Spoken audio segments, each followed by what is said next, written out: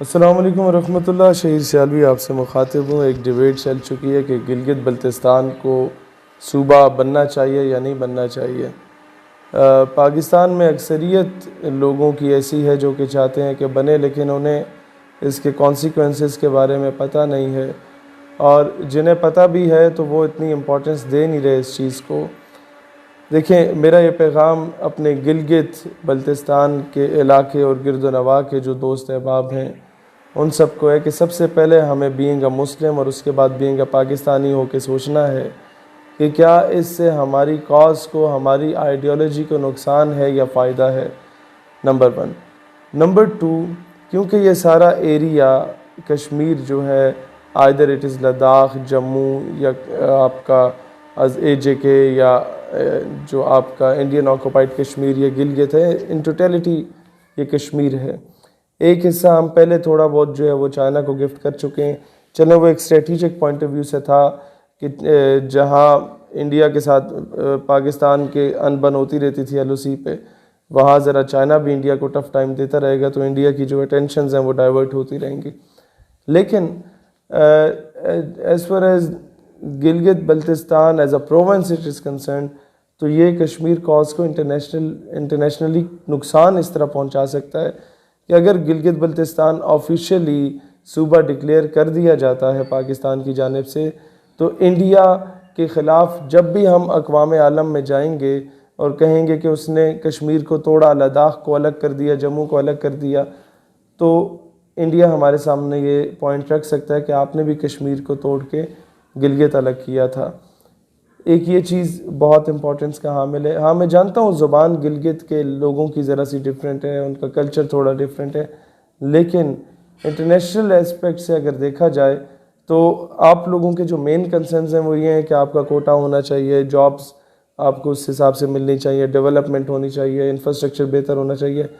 मैं गवर्नमेंट से यही कहता हूँ कि आप ये सारी चीज़ें प्रोवाइड करें, जो उनका हक बनता है उससे बढ़ के गिलगित के लोगों को प्रोवाइड करें। लेकिन सिर्फ एक चीज़ का मैं दरख्वास्त करूँगा कि सूबे का अगर इसे स्टेटस देते हैं तो वो पाकिस्तान को नुकसान पहुँचाएगा। ये बात कि एक मखसूस इलाके को सूबा तो आपने बना दिया, लेकिन उससे इन टोटलिटी कश्मीर कॉज को, आपको पता है कि एक दौर था आज से 20 साल पहले 98% कश्मीरीज बोलते थे कश्मीर बनेगा पाकिस्तान, और 2% कहते थे कि हमें अलहदा रियासत बनाया जाए। ये मैं ओवरऑल कश्मीरियों का बता रहा था।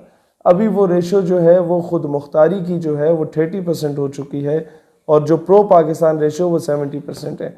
इसमें ना तो इंडिया का कोई कमाल है और ना ही इसमें मैं समझता हूँ कि कश्मीरियों की कोई गलती है। इसमें सबसे बड़ा कसूर हम लोगों का है कि एक बंदा जो आपके नाम पे शहादत देता है, फिर वो चाहता है कि उसकी कब्र के कुतबे पे भी पाकिस्तान लिखा जाए, फिर वो चाहता है कि वो दफन हो तो वो पाकिस्तानी परचम के अंदर दफन हो, फिर वो चाहता है कि उसके खून से उसके कफन पे पाकिस्तान का नाम हो।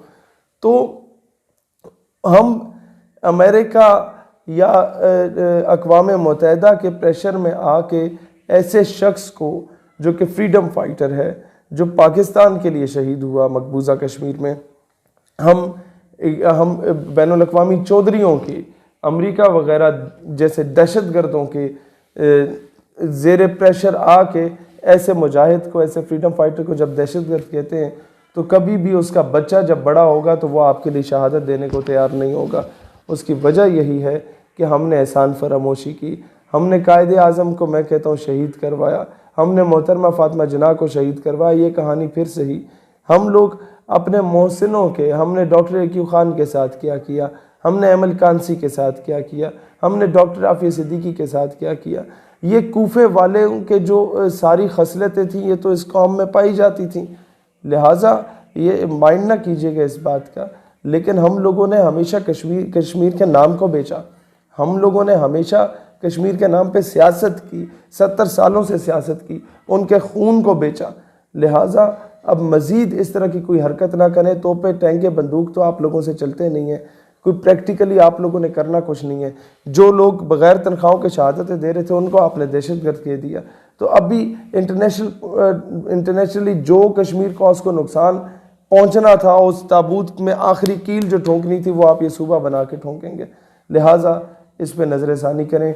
और गिलगित बल्तिस्तान के लोगों से मेरी दरख्वास्त है कि माजी में भी इस तरह का काम हुआ, जब बांग्लादेश में ये कैंपेन चली कि जी बंगाली लैंग्वेज को भी ऑफिशियल लैंग्वेज का स्टेटस दिया जाए, तो उर्दू के साथ बंगाली को भी ऑफिशियल लैंग्वेज दे दिया गया।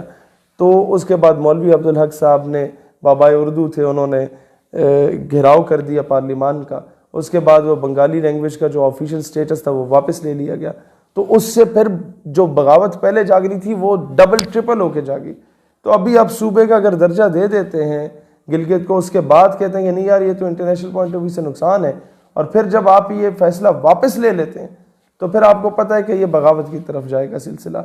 लिहाजा जो उनके राइट्स हैं गिलगित के लोगों के, वो उनको पूरे दें, उससे बढ़ के राइट्स दें, लेकिन कोई ऐसा कदम ना उठाएं जिस तरह आप लोगों ने माजी में उठाए। और अब मसला ये है कि आप तो 2-4 साल नौकरी करके दफ़ा हो जाते हैं या 5 साल हुकूमत करके दफ़ा हो जाते हैं, उसके बाद ये कौम उसका अजाला भुगतती है। इस कौम को नुकसान होता है, पाकिस्तान की टू नेशन थ्योरी को नुकसान होता है, नज़रिए पाकिस्तान को नुकसान होता है।